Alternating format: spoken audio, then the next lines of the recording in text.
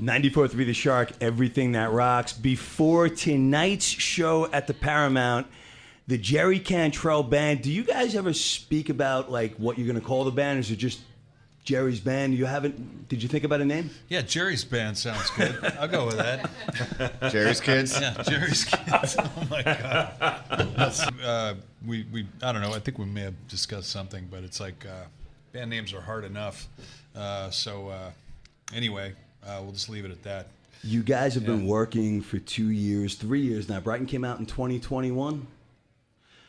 Has there been any song on the album, once you guys performed it live, where you looked at each other and you were like, wow, that's the song, that's where we found our sound?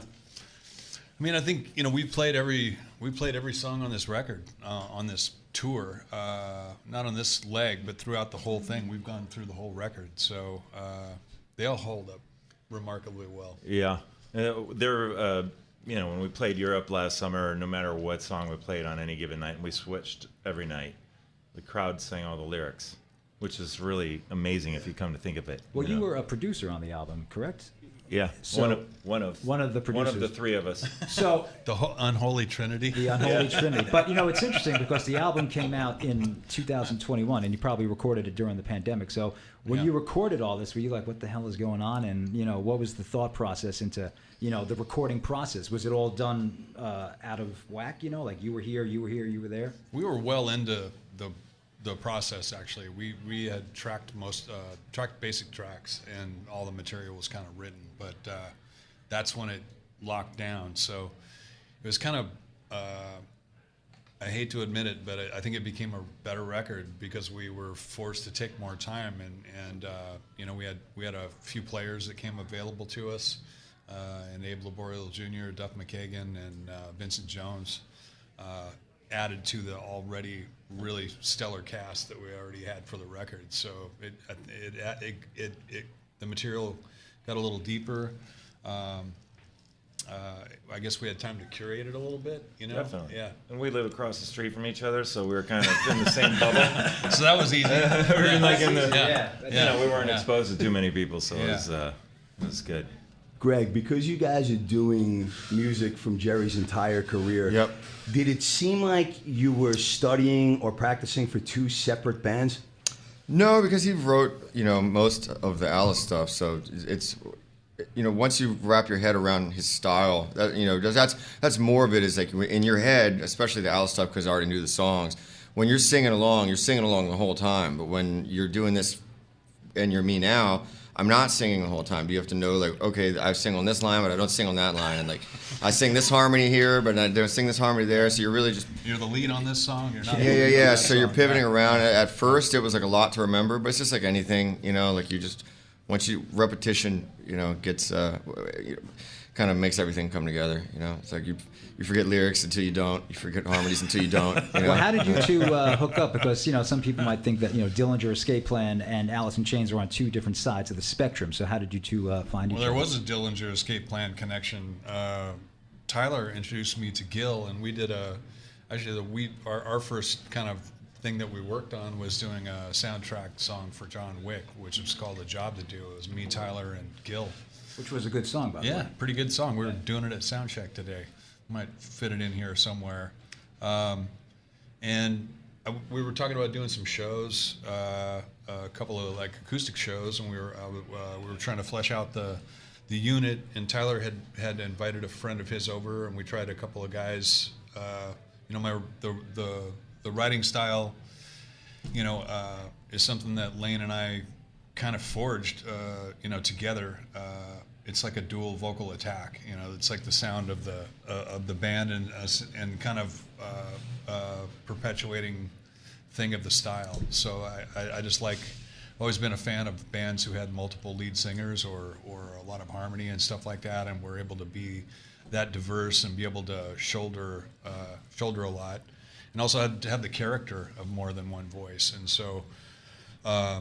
So it requires a specific thing. I've got a kind of a Chevy truck of a voice. I don't really have a whole lot of firepower to it, but it works really great with somebody who has firepower, and Greg has that. But I think it was Gil who suggested. He's like, Yeah. we should call Greg up. Gil was in Dillinger in 2007 and 2008 playing drums, and then he was in Manson.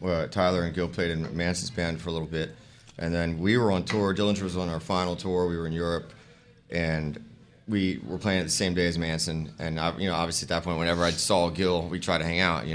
So Gil came over and he was like, "You got to meet, Tyler. Like he's my dude in this camp." Was that Whacking? Whacking? Yeah. And so we hit it off, and then we kept hanging out. After that tour, we just became friends. And then one day he texted me. I was like, "Hey, I got something that might be interesting to you. Would you want to come over and sing some songs with Jerry Cantrell?" And I was just like, I'm going back to bed. Well, that's what I'm saying. It's early, for real, You must be excited about that. Yeah, well, then I was like, when? And he's like, tomorrow, And I was off tour, and I was all out of the studio, and I had been like going real hard just because I knew I didn't have to use my voice at all coming up, right? So I'm just like, I woke up that day, and I was just pretty beat up. I was like, shit, So like, fucking. But that's when I went to a practice space and just sang Wood and Down in a Hole over and over and over, and like that's when you start realizing it's like, oh shit, I'm not singing here. And you start realizing you're moving around constantly. Like he's the anchor, and I'm kind of like moving around him a little, And I went up the next day at like 1:00 in the afternoon, and like we sang like one song together. He was we walked over to Jerry's. He's no bullshit, man. We walked over to his house. I thought we were gonna have a microphone or something, man. You know what I mean? He just in his living room has two chairs, and he's like, "All right, cool, you ready?" I'm like, "What do you mean? Like, is there a PA?" And he's just like, "No, just grabs a guitar." He grabs a guitar and then just starts singing Wood. It just looks at me, and then in my head, I'm like, "Fuck, I guess this is it," Like, just like. By my master. I was like, I gotta come in now, This is the real thing. And no pressure at all. No. And then he's just like, all right, man, you got the gig. And I was like, I could do it again, or I could do it Down in a Hole too. Like, no, you're good. And he's like, you're good, And then that was it, man. Now he's fucking. The entire band, it's unusual though. There were no auditions or anything. So it just started with Jerry and I meeting each other. He moved in across the street. Gil and I worked together a lot. I met Greg. Then the second time I saw Greg was when Jerry and I played an acoustic show for a Grammy party. Yeah. He just happened to be there. Everybody is very close in this. Very organic how it came together, man. Yeah, and we're all really good friends now too. That's usually when it works best. Sure. Yeah, absolutely. Yeah. We have time for 2 more questions, and I would love all of your opinion on this. When Alice broke in the 90s and music was changing, it became the voice of a generation. It was much more serious. We're sitting here, we're laughing. Was it ever frustrating that the sense of humor that you guys have was not evident in the bands because the 90s were such a more serious tone than the 80s were? For me, it's hard to. I can't. I appreciate the sentiment that your question is posed in, but like I thought the sarcasm and the sense of humor was always there. You ever watch us on MTV with Ricky Rackman or Nona Tapes or any of the Pearl Jam guys or Nirvana or Soundgarden? There was always a heavy sarcastic note to a lot of the stuff that we did. I had just gotten it out of my head that you guys were in Speedos, so thank you for putting that back. Yeah, Action Park. Yeah, exactly. Action Park. Oh, that's right, Action Park. Yeah. Did you see the documentary? Yeah, I about gave Action myself Park? an enema and my ass ate half my thong on that slide. Yeah, but I always think it was there, and the music was definitely powerful. It wasn't really based on an image. It was just music and emotion, and it was. You're lucky enough if you can be known as a rock band and find your audience, and we were lucky enough to do that. But we also were just like, and not just, in the microcosm of our own town. That's a lot of output, man, by a very, very small town of rock. And also, if you look at the bigger picture, there was a worldwide movement going on. Yeah. It was a change in music from the late 80s to the early 90s, probably 88 on, 87, 88. Things started to change, and you could feel that, and you could also feel that you were a part of it. So, it just blows me away. I'm really, really proud to be from our little burg up in the Northwest there, and to have that music still matter, still be on a stage tonight and have people singing their hearts out about it too, but also to be part of a whole generation of music worldwide, that kicked ass too, and still as potent as it today as it was then. Well, does that ever escape you? Like, to end on the question, first is there a directory where successful musicians go to move across the street from each other? And two, does that ever? Hey, I don't live in that neighborhood. Let's be clear.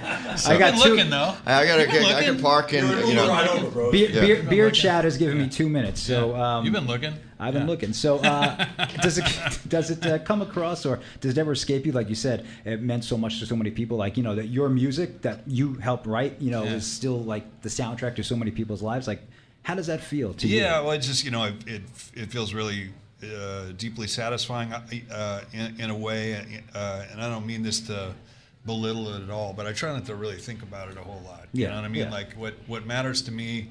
The way that I can experience that, and I know it's still going on, and I deeply, deeply appreciate it, because I'm really lucky. A lot of artists don't get that, don't get a 30, 40-year run. You know what Lucky I mean? they get a 3-year run. Yeah, you know what I mean? But to me, I just I try to keep it as simple as possible. I don't need my head getting any bigger than it already is. It causes problems for me. So standing on the stage, playing the music well, having people respond, that's it, and that's good. I get to experience it there, and I pretty much keep it to that, and that's enough for me, man. It's overwhelming. That's great. That's enough for us. Yeah. Yeah. We'll wrap this up. It's 94.3 The Shark. We will see these guys tonight. I just want to say, on behalf of all of us and the fact that the music is such a big part of our playlist, thank you for keeping this music alive. Thank you for making more. Thank you for being a big part of our lives. Thank you. We appreciate it. 94.3 The Shark! Everything that rocks!